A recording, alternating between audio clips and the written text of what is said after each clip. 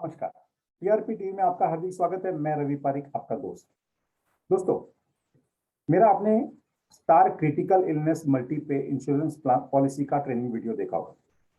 बहुत सारे लोगों ने, मेरे टीम मेंबर्स ने मुझसे पूछा कि भाई क्लाइंट लोगों का ऑब्जेक्शन है कि जब हमारे पास में सफिशिएंट हेल्थ इंश्योरेंस पॉलिसी है, 50 लाख, 75 लाख, 1 करोड़ का पॉलिसी है जिसमें सारा कुछ कवर्ड है, तो हमें ये पॉलिसी क्यों लेनी चाहिए।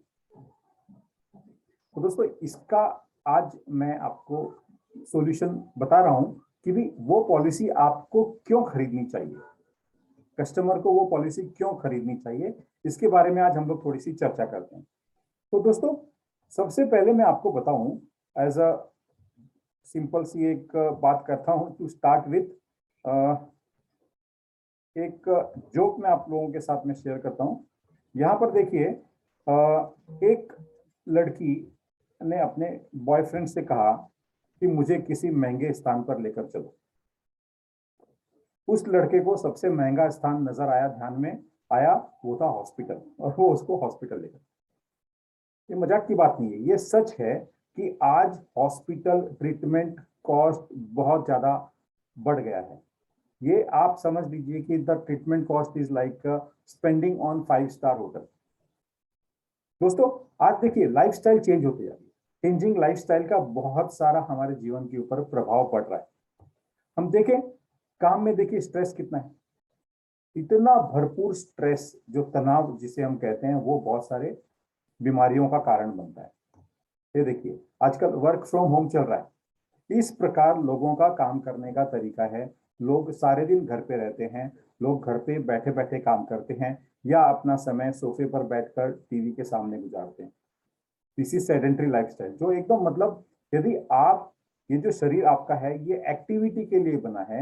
यदि आप एक्टिविटी नहीं करते हैं तो डेफिनेटली आपको ओबेसिटी आ जाती है। इस ओबेसिटी के कारण आपको बहुत सारी बीमारियां हो जाती है, type 2 diabetes, cholesterol, sleep apnoea, osteoarthritis, और आप कहें तो ब्लड प्रेशर। ये इस तरह से बहुत सारी बीमारियां आपको घेर लेती है, और इसका कारण है आज का ये चेंजिंग लाइफस्टाइल। साथ ही साथ आप देखिए, लोगों को खाना है जंक फूड। धीरे धीरे लोगों ने घर पे अपना खाना बनाना कम कर दिया है और बाहर के खाने के ऊपर ज्यादा आश्रित है।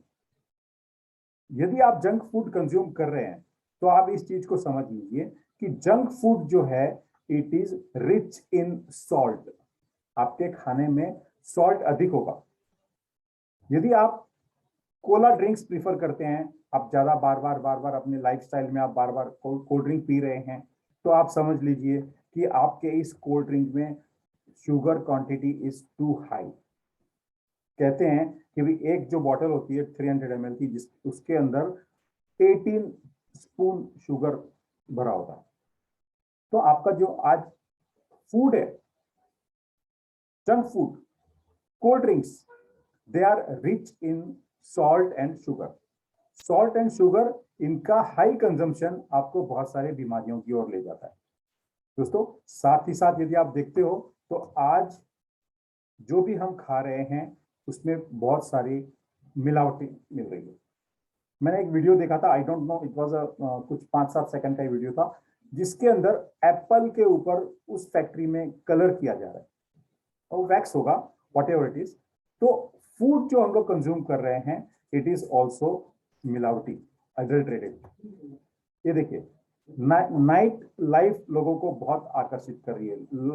नाइट शिफ्ट में काम करने वाले लोग आजकल तादाद में बढ़ रहे हैं, क्योंकि नेचुरली आज पूरा ग्लोबलाइजेशन का समय है, लोगों को नाइट शिफ्ट में भी काम करना पड़ता है। उनके लिए ये मीम देखिए, where every day is Monday, today is yesterday, tomorrow is today, yesterday is tomorrow, and I don't even know what the rest of the week is. ये हालत उनकी नाइट शिफ्ट में काम करने वाले की है। आज लोगों को नाइट लाइफ पसंद आ रही है। मुंबई में भी पुरजोर कोशिश की जा रही है कि नाइट लाइफ को बढ़ावा दें ताकि टूरिज्म बढ़े। साथ ही साथ लोगों को रात को बाहर घूमना, लॉन्ग ड्राइव पर जाना, समुद्र किनारे जाना, ये सब बातें ज्यादा लुभाने लगी हैं। अल्कोहल का कंजम्पशन डे बाय डे बढ़ते जा रहा है। लोगों में अल्कोहल कंज्यूम करने की प्रवृत्ति बढ़ते जा रही है। जो पहले नहीं पीते थे वो लोग भी अभी धीरे धीरे उसको कंज्यूम करने लगे हैं। महाराष्ट्र सरकार तो चाहती है कि भी मॉल्स में भी हम वाइन से स्टार्ट करके अल्कोहल की बिक्री शुरू कर दें। स्मोकिंग, टीनेजर्स भी स्मोक करने लगता है। जब बार बार आप कोई चीज देखते हैं अपने आसपास या टीवी में या फिल्म में, आजकल तो ओटीटी पर तो कोई कंट्रोल नहीं है, वहां पर तो एक खुलेआम बार बार कंटिन्यूअसली आपको स्मोकिंग के बारे में दिखाया जा रहा है। आप सिगरेट पीते रहते हैं, अल्कोहल पीते रहते हैं, ये भी आपके बीमारियों का घर है। साथ ही साथ ड्रग तो एक बहुत बड़ी बीमारी बनते जा रहा है, बहुत समस्या है बहुत बड़ी, जिसमें लोगों को धीरे धीरे ड्रग्स की आदत पड़ रही है। दोस्तों ये सारी चीजें क्रिटिकल इलनेस का आमंत्रण है। बात कॉमन है, बात नॉर्मल है, सिंपल सी है, लेकिन ये सारी बातें आपको क्रिटिकल इलनेस का आमंत्रण दे रही है, इनविटेशन टू क्रिटिकल इलनेस। क्या क्या?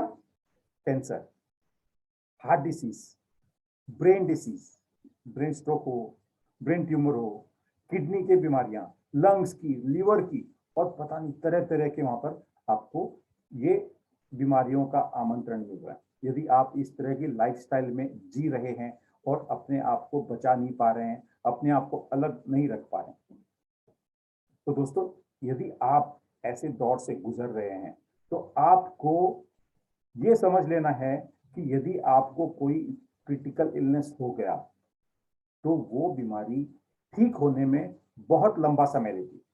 आप कैंसर देखिए, कैंसर कोई एक दिन में, कोरोना तो आजकल 7 दिन में ठीक होने लग गया है, लेकिन क्या यदि किसी को कैंसर हो गया तो क्या वो 1 महीने में ठीक हो जाएगा? No, treatment is going to long last, बहुत दिनों तक उसका ट्रीटमेंट चलता रहेगा। इसी प्रकार और भी कोई बीमारी हो गई तो आपका जल्दी से उसकी रिकवरी नहीं होती, it takes a long time.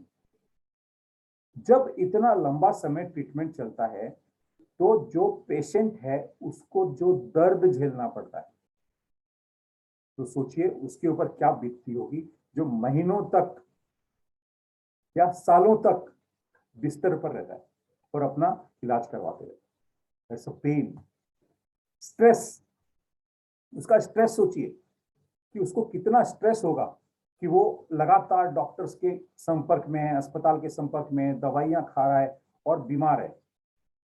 ये स्ट्रेस सिर्फ पेशेंट को ही नहीं होता, उसके घर के बाकी सदस्यों को भी ये सारा स्ट्रेस झेलना पड़ता है।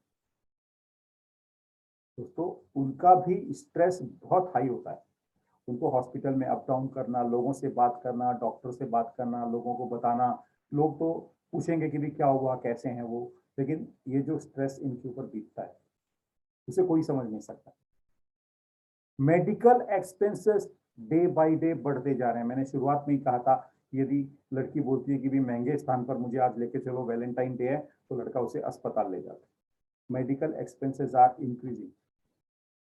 यदि किसी को क्रिटिकल इलनेस हुआ है तो सिर्फ मेडिकल एक्सपेंसेस ही नहीं है, उसमें और भी बहुत सारे अदर एक्सपेंसेस भी होते हैं, जिसके कारण उसका जो सेविंग्स होता है, जिसने पाई पाई बचाकर अपना बैंक बैलेंस बनाया होगा, कुछ फिक्स डिपॉजिट्स किए होंगे, इन्वेस्टमेंट किया होगा, सारा टूट जाता है। इवन तो उनके पास में मेडिक्लेम होने के बावजूद भी अदर एक्सपेंसेस भी बहुत ज्यादा होते हैं।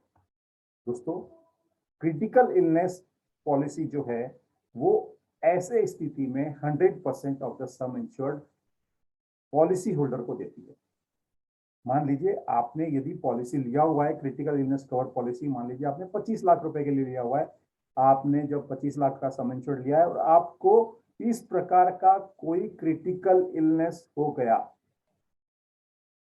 तो इंश्योरेंस कंपनी आपको 25 लाख रुपए लमसम में देगी, जबकि उसके जो खर्चे हैं वो आप आपकी मेडिक्लेम पॉलिसी से भी कवर कर सकते हैं। दोस्तों इसके लिए मेरा कहना है कि जो क्रिटिकल इलनेस पॉलिसी होती है, less stress about your finance so that you can focus on your wellbeing. आपका जो इनकम लॉस हो रहा है वो आपको ये पॉलिसी आपके इनकम लॉस से बचाती है। दोस्तों ये 4 कैटेगरीज हैं जहां पर आपको 100% ऑफ द सम इंश्योर्ड मिलता है। मैंने आपको मेरा जो दूसरा वीडियो है, यदि आपने नहीं देखा है तो जरूर देखें। lump sum payment of 100% in case of cancer, in case of heart disease, in case of brain conditions and certain other conditions and organ transplantation.